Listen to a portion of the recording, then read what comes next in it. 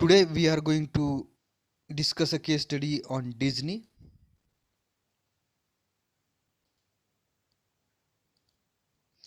Few companies have been able to connect with their audience as well as Disney has. So very few companies are able to connect to their customers like Disney. From its founding by brothers, from its founding by brothers Walt and Ronnie Disney in 1923, the Disney brand has always been synonymous with the trust, fun, quality entertainment for the entire family. So Disney is synonymous with trust, fun, and quality entertainment. So it is pure quality entertainment, and mostly it is of fun, and there is a trust between the customer and the company. It started long back in from 1923. Walt Disney once stated, I am interested in entertaining people, in bringing pleasure, particularly laughter, to others, rather than being concerned with the expressing myself with obscure creative impression. So Walt Disney once stated, I am interested in entertaining people. So more focus was on entertaining, in bringing pleasure, particularly laughter. So entertainment within that focus was on laughter to others rather than being concerned with expressing myself with obscure creative impression.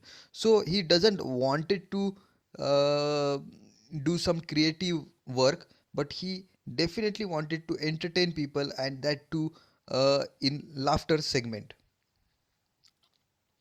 Walt Disney Company has grown into the worldwide phenomenon that today includes theme parks, feature films, television network, theater productions, consumer products, and growing online presence. So see the segment, see the categories in which they are.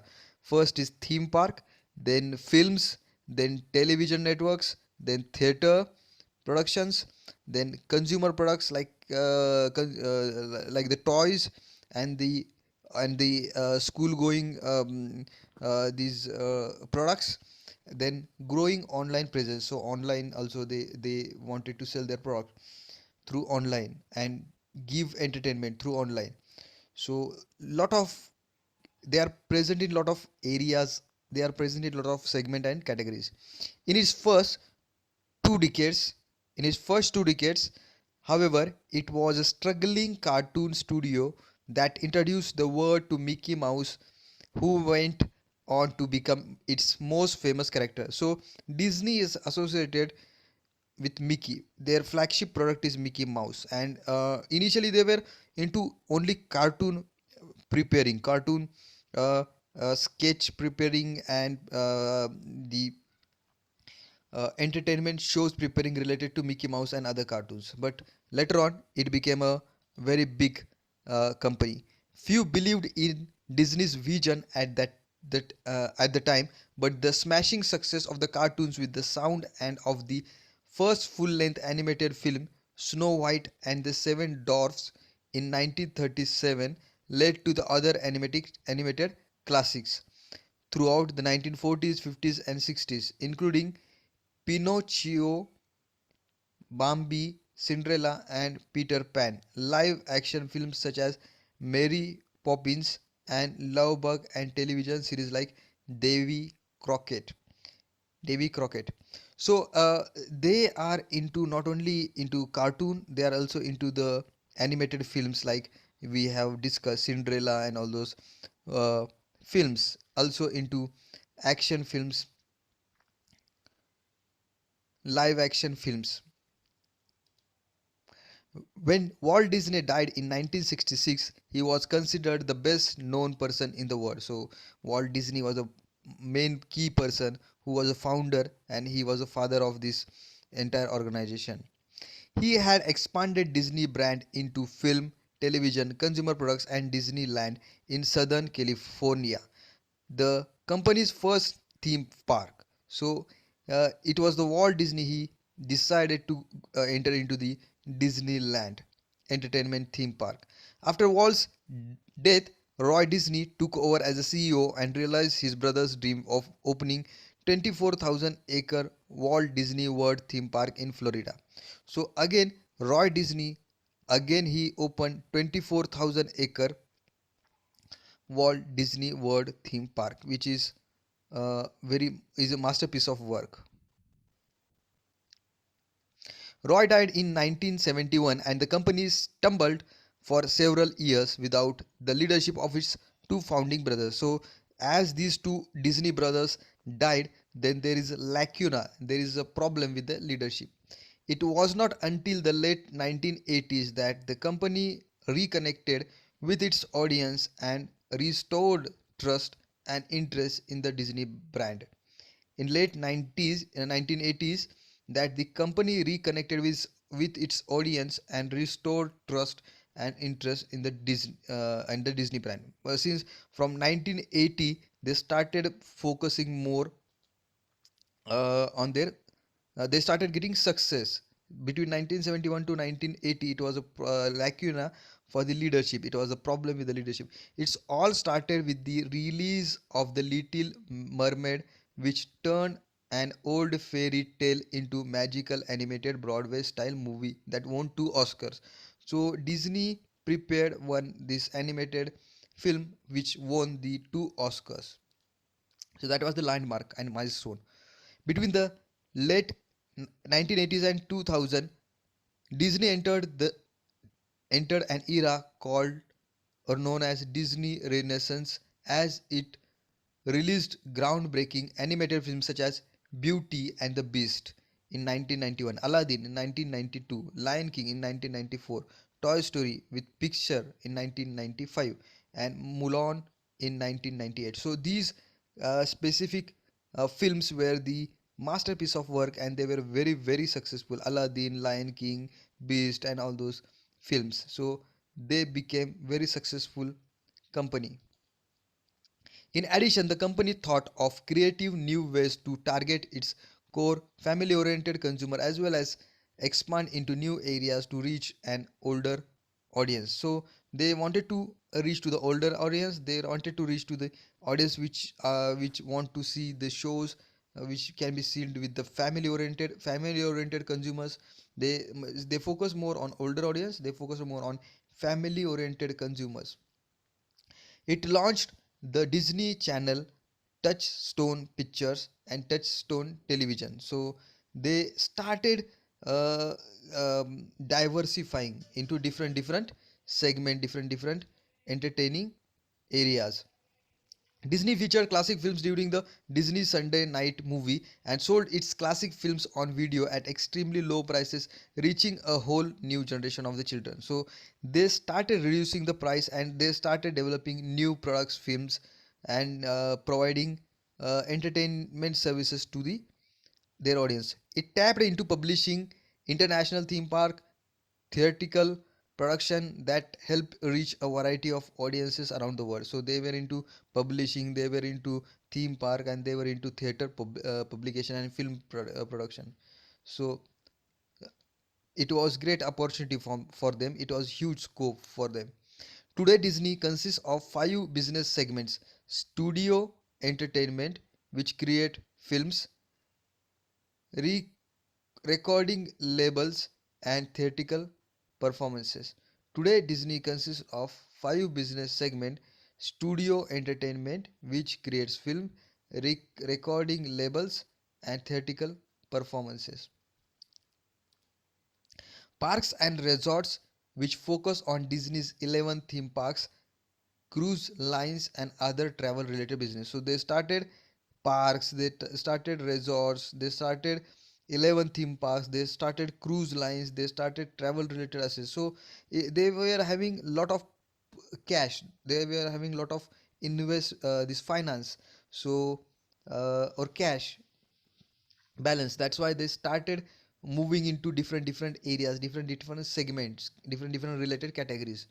Consumer products, which sells all Disney broadband products. Consumer products, which sells all Disney branded products. Media network, which includes Disney's television networks such as ESPN, ABC, and Disney Channel. and interactive. So then they entered into media, television networks, and they open channels like ESPN and Disney Channel. These are the very famous channels. Disney's greatest challenge today is keeping a 90-year-old brand relevant and current with its core audience while staying true to the heritage and core brand values. So they have to maintain core brand values, they want to maintain their heritage, legacy, and everything. And they want to revive this 90-year-old brand. They want to make it contemporary, modern, and fashionable, current style, and whatever the taste and preferences of the customer that has to be incorporated or predicted for the future. Disney's CEO Bob Iger explained as a brand that people seek out and trust. It opens door to new platforms and markets and hence new consumers. So trust must be there.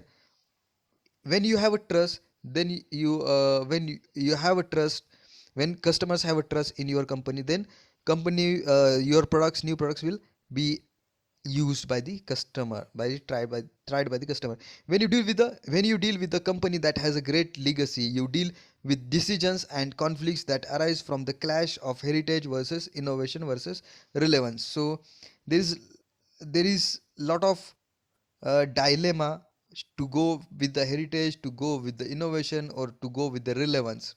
So that is the dilemma that you have to fight with each other. You have to come up with the solution for that, or you should be wise enough to select proper combination or proper option. I am a big believer in the respect for very heritage, but I am also a big believer in the need to innovate and the need to balance that respect for heritage with a need to relevant. So heritage and relevance and innovation should go hand in hand. Internally, to achieve quality and recognition, Disney has focused on the Disney difference, which stems from one of the Walt Disney's most recognizable quotes: "Whatever you do, do it well." So, Disney companies uh, focusing on or uh, following a formula or mantra, which is whatever you do, do it well, and you do it so well that people should get attracted to your products. Do it so well that when the people see you do it, they will want to come back and see you do it again, and they will want to bring others and show them how well you have to you have do what you do. So it happens with the cartoons prepared by the Walt Disney and the Disney company are so beautiful, so nice, so entertaining, and so unique that not only we enjoy, we bring others to show that this is the best part in the world, this is the best creativity in the world.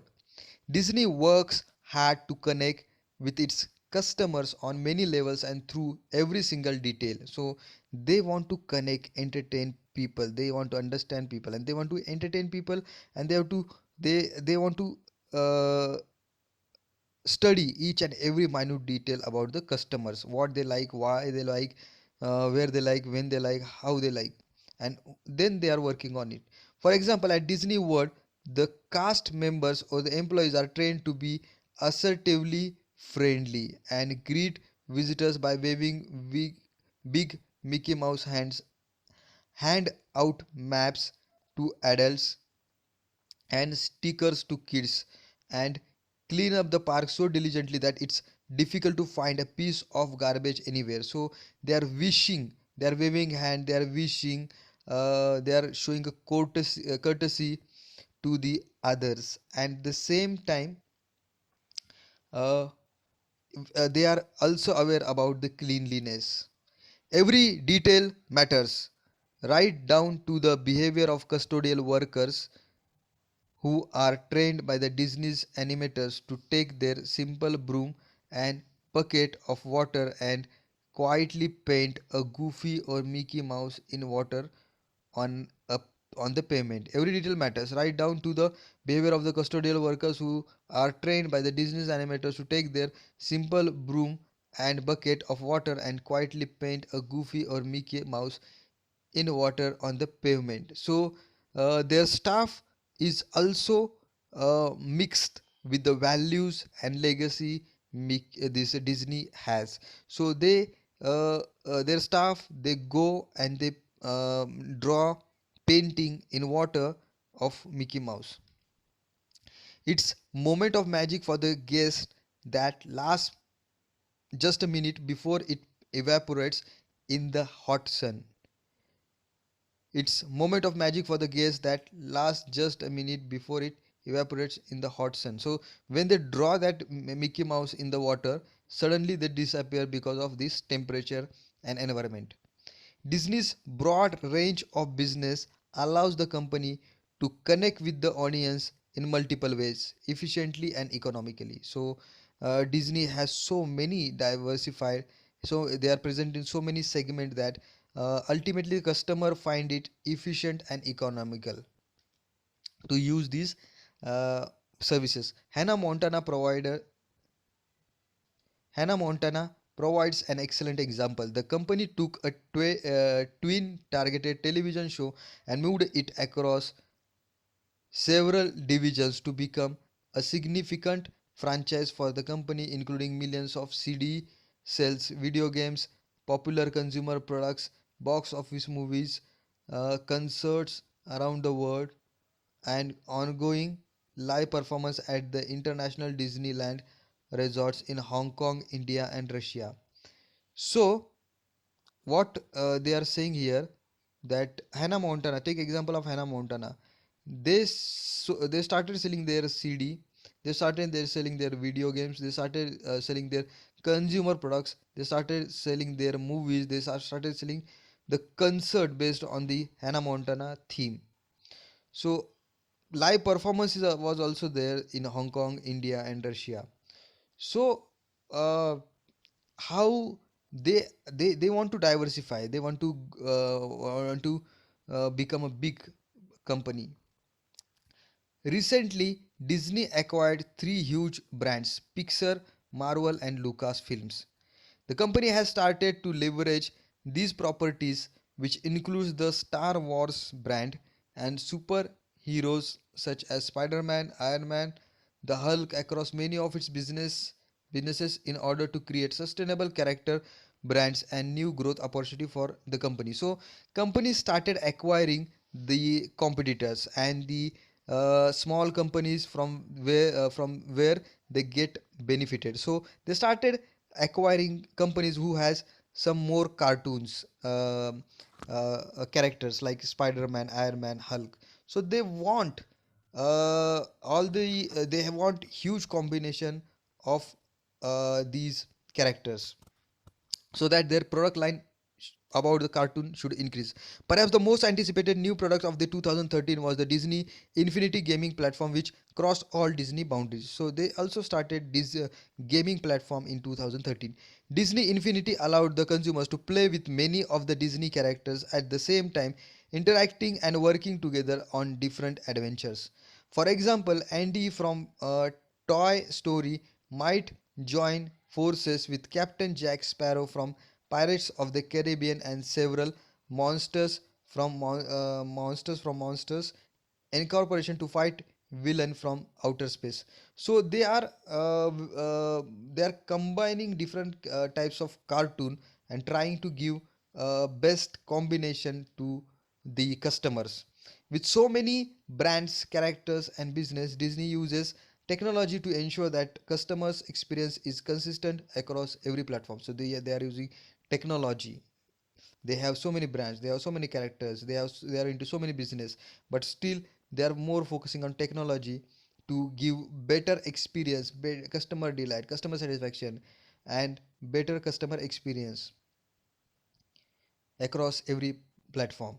The company connects with its consumers in innovative ways through email, blogs, and website, and they are also reaching out to the customers. It was one of the first companies to begin regular podcasts of its television shows, as well as the post news about its products and interviews with Disney's employee, staff, and park officials.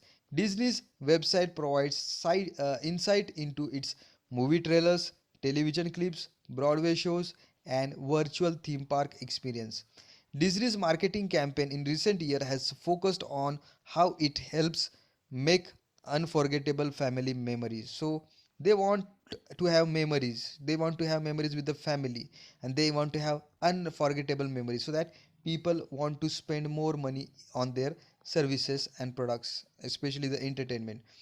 The campaign Let the Memories Begin features real guests throughout Disney enjoying different rides and magical experiences. So, when you visit Disney or when you purchase Disney products or services, you have lot of good memories. That is what they want to say through the punchline Let the Memories Begin.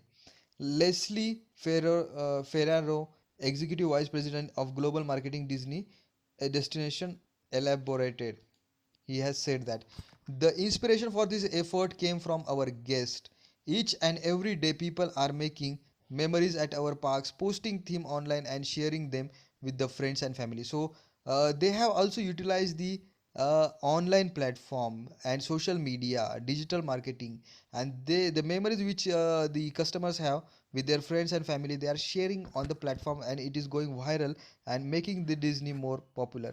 According to internal studies, Disney estimates that consumers spend 13 billion hours immersed immersed with the Disney brand each year. So 13 billion is very huge number. 13 million is 1300 1300 crore hours. So it is huge number in 1 year spent by the customers. Consumers around the world spend 10 billion hours watching programs on the Disney Channel. So 10 billion hours of program are watched by the people around the throughout the world.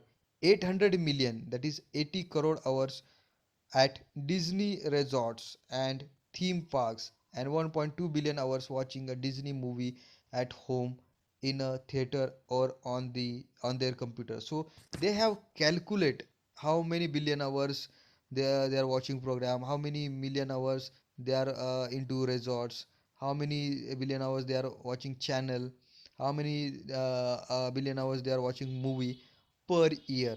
So it is very huge, and it is very um, big, l- large number. Today, Disney is the 13th most powerful brand in the world, and its revenues topped 45 billion in 2013. Questions: what does Disney do best to connect with the core consumers? So they want to understand the needs of the customer, wants of the customer. They want to entertain people. They want to entertain plus make them laugh. They are diversifying their products. They are acquiring new competitors, and their small companies which are helping them. So backward integration is there, joint venture is also there. They are into various entering into various segment categories, and they are utilizing their financial power to provide best of the best services.